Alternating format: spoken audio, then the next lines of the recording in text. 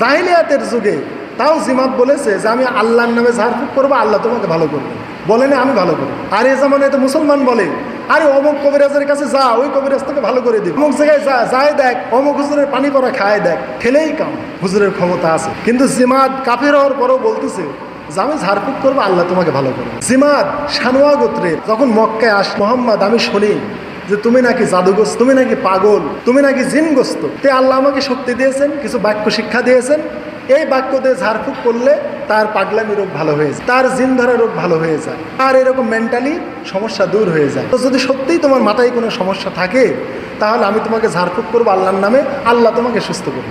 এই কথা ওই জিমাত বলল, অথচ সেও বেঈমান, সেও লা ইলাহা ইল্লাল্লাহ এখনো কবুল করে না, কিন্তু বলে না আমি তোমাকে ভালো করবো। এই টাইমে জাহিলিয়াতের যুগে তাও জিমাত বলেছে যে আমি আল্লাহর নামে ঝাড়ফুঁক করবো, আল্লাহ তোমাকে ভালো করবে, বলে না আমি ভালো করবো। আর এই জামানায় তো মুসলমান বলে আরে অমুক কবিরাজের কাছে যা, ওই কবিরাজ থেকে ভালো করে দিবে, অমুক জায়গায় যা, যায় দেখ, অমুক হুজুরের পানি পড়া খায় দেখ, খেলেই কাম, হুজুরের ক্ষমতা আছে। কিন্তু জিমাত কাফের হওয়ার পরেও বলতেছে যে আমি ঝাড়ফুঁক করবো, আল্লাহ তোমাকে ভালো করবে। তো জিমাত এই কথা যখন বললো তখন আল্লাহ রসুল বললেন, যেটাতে আমরা খুতবা দিই ইন্নাল হামদা, তখন জিমাত বলছে মোহাম্মদ, এই মক্কার কাফের মুশরিকেরা বলেছিল তুমি নাকি কবি, কিন্তু আমি অনেক কবির কথা শুনেছি, তোমার এই কথা কবির কথার সাথে মেলে না। আমি অনেক জিনগ্রস্ত আমি মানুষকে দেখেছি, তারাও এরকম তোমার মতো আচরণ করে না, এত সুন্দর কথা কারো মুখ থেকে আমি শুনিনি।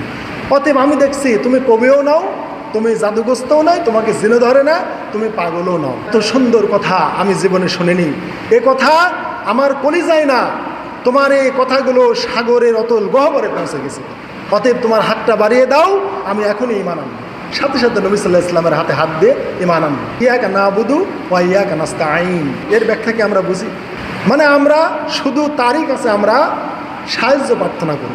আমরা তো যে কোনো মুসিবতে জাগতিক ব্যাপারে মানুষের কাছে সাহায্য প্রার্থনা করা যায়, কিন্তু অজাগতিক পারলৌকিক বা অলৌকিক ব্যাপারে কোনো মানুষের কাছে সাহায্য চাওয়া হারাম। যেমন আপনি একটা গরু ছুটে গেছে, মানুষকে বললেন যে ভাই আমার গরুটা ধরে দাও, বা ভ্যানটা উঠতেছে না বা গাড়িটা উঠতেছে না, মানুষকে বললেন আপনি একটু আমাকে সাহায্য করেন, এগুলো জাগতিক বা লৌকিক সাহায্য, এগুলো চাওয়া বৈধ।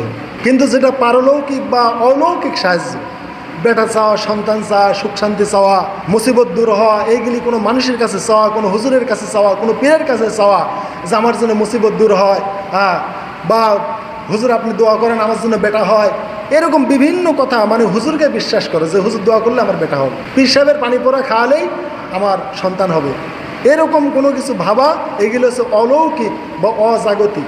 এইগুলো যদি কোনো মানুষের কাছে চাওয়া হয় তাহলে তার ঈমান থাকে। তারপরে জাগতিক ব্যাপারেও আল্লাহ রসুল সাল্লাল্লাহু আলাইহি সাল্লাম মানুষের কাছে সাহায্য চাইতে নিরুৎসাহিত করেছেন। যেমন এই যে ভিক্ষাবৃত্তি, এটা একটা সাহায্য চাওয়া। আল্লাহ রসুল বলেছেন এটা সবচাইতে নিকৃষ্ট, দুটো হালাল সর্বনিকৃষ্ট, একটা হচ্ছে ভিক্ষাবৃত্তি আর একটা হচ্ছে বউ তালাক দেওয়া। যদিও জায়েজ কিন্তু নিকৃষ্ট জায়েজ, নিকৃষ্ট হালাল ভিক্ষাবৃত্তি আর স্ত্রীকে তালাক দেওয়া সবচাইতে নিকৃষ্ট হালাল।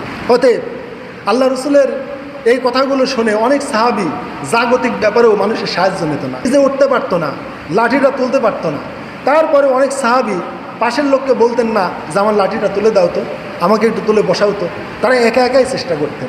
অনেক সাহাবী জাগতিক ব্যাপারেও মানুষের কাছে সাহায্য চাইতেন না, একমাত্র নিজের উপরই তারা ভরসা করে চলার চেষ্টা করতেন। ওয়ানাস্তাইনুহু ওয়ানাস্তাগফিরু ওয়া নাউযু বিল্লাহি মিন শুরুরি আনফুসিনা, আল্লাহ যত অকল্যাণ সৃষ্টি করেছেন সব থেকে আমরা পানা চাই। ওয়া মিন সাইয়্যাতি আমালিনা, এবং যত সাইয়্যাত আছে এই সাইয়্যাতগুলো পাপ থেকে আমরা আল্লাহর কাছে পানা চাই।